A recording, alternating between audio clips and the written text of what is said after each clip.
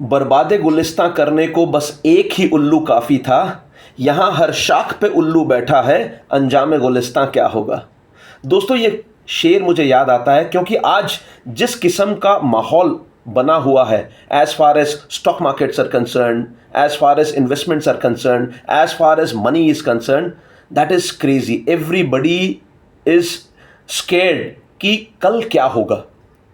दोस्तों, bottom line यही है कि बड़े बड़े गुरु, बड़े बड़े समझदार लोग, हर कोई यूट्यूब और अलग अलग सोशल मीडिया प्लेटफॉर्म्स पे यही बता रहे हैं कि आपका पैसा कैसे बढ़ेगा। लेकिन सच बात तो ये है कि पैसा कैसे बढ़ेगा या नहीं बढ़ेगा, इसको कोई प्रेडिक्ट नहीं कर सकता। सो आज की कहानी अगेन पैसों से जुड़ी हुई है। आज की कहानी एक राजा की जिसके पास धन दौलत की कोई कमी नहीं थी, हीरे जवाहरातों की कोई कमी नहीं थी, लेकिन मन की शांति बिल्कुल नहीं थी। इस मन की शांति न होने की वजह से राजा बड़ा परेशान रहता था, दुखी रहता था। कई लोगों से सलाह मशवरा किया, लेकिन कहीं कुछ समझ में नहीं आया, कहीं कोई प्रॉपर सोल्यूशन मिली नहीं। एक दिन राजा अपनी दिनचर्या के आधार पे अपने राज्य के भ्रमण के लिए निकला, अपना भेष बदले हुए। जाते हुए उसने देखा कि एक किसान अपनी खेत में मेहनत कर रहा है। किसान अपने पोशाक से, अपने पहनावे से काफ़ी गरीब था, गरीब लग रहा था। तो राजा को किसान पे दया आ गई। राजा ने कुछ सोने के सिक्के निकाले और किसान से जाकर के कहा, भाई साहब, मुझे ये सोने के सिक्के आपके खेत में मिले हैं, क्योंकि ये आपके खेत में हैं तो इसलिए आप इसके मालिक हो, आप इसे रख लो। तो किसान ने कहा, नहीं भाई साहब, मुझे इसकी ज़रूरत नहीं है।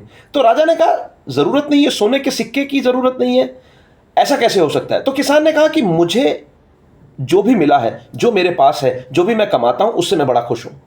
तो राजा ने थोड़े से हंसी के लहजे में कहा कि कितना कमा लेते हो जो इतने खुश हो। तो किसान ने उत्तर दिया, मैं 4 आने कमा लेता हूँ। राजा ने कहा, 4 आने में तुम खुश हो? क्या करते हो इस 4 आने का? किसान इस व्यक्ति से पीछा छुड़ाना चाहता था, तो कह दिया कि 1 आना मैं कुएं में डाल देता हूँ, 1 आना अपने कर्ज उतारने में लगा देता हूँ, 1 आना मैं मिट्टी में गाड़ देता हूँ और 1 आना मैं कर्ज दे देता हूँ। राजा को ये जवाब कुछ अटपटा सा लगा और किसान ने यह उत्तर दिया और अपने काम में लग गया।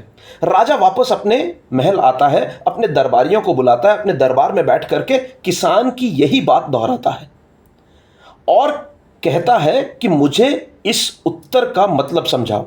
ये 1 आना मैं कुएं में डाल देता हूँ, 1 आना मैं उधार दे देता हूँ, 1 आना मैं मिट्टी में गाड़ देता हूँ और 1 आना मैं कर्ज उतारने में लगा देता हूं, इसका मतलब समझाओ।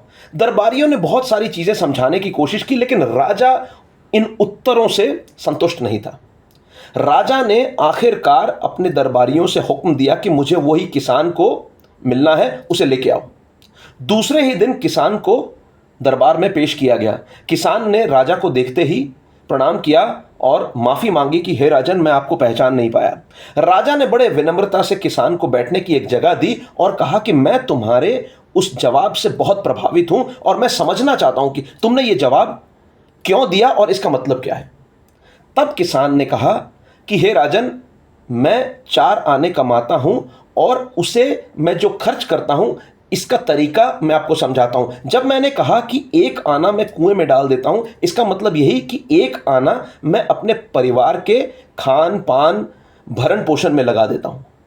मैंने कहा 1 आना मैं अपने कर्ज उतारने में लगा देता हूं, यानी कि मैं 1 आना अपने बूढ़े माँ बाप की सेवा में लगा देता हूं, उनकी तबीयत, उनका खान पान, उनका रहन सहन, उसमें लगा देता हूं।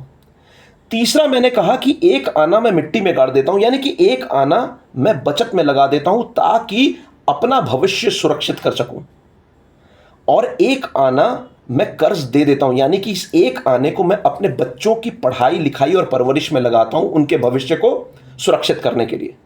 और यही है मेरे 4 आने का हिसाब।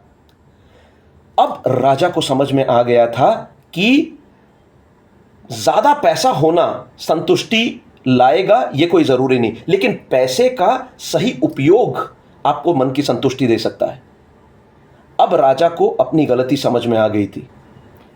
सो दोस्तों, ये कहानी उस किसान की या उस राजा की नहीं है, कहानी हमारी और आपकी है, जो कि हमें यह बताती है कि बहुत ज़्यादा पैसा, बहुत ज़्यादा ऐशो आराम, बहुत सारी गाड़ियाँ, बड़ा मकान, ये आपको मन की शांति नहीं दे सकता।